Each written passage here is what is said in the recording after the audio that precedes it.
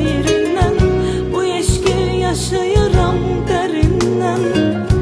Biz səninlə eyni duyğularla yaşayan tək ürək, iki bədən. Gel bugünü qeyd edək hər il səninlə, gözəlləşir hər soyuq fəsil səninlə.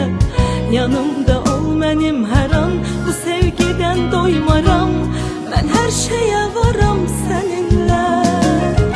Gel bugünü qeyd edək hər il səninlə, gözəlləşir hər soyuq fəsil səninlə. Yanımda ol mənim hər an, bu sevgidən doymaram, mən hər şeyə varam səninlə.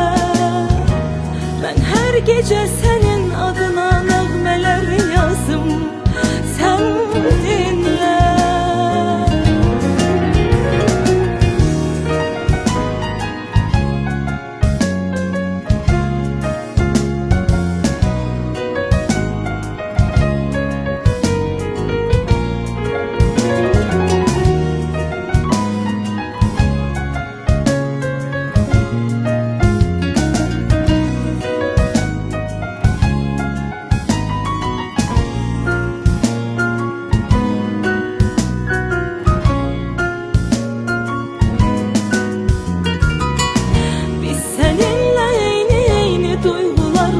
Yaşayan tek yürek, iki beden.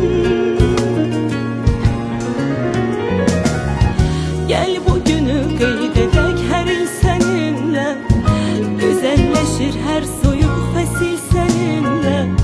Yanımda ol mənim hər an, bu sevgidən doymaram, mən hər şeyə varam səninlə. Gel bugünü qeyd edək hər il səninlə, gözəlləşir hər soyuq fəsil səninlə.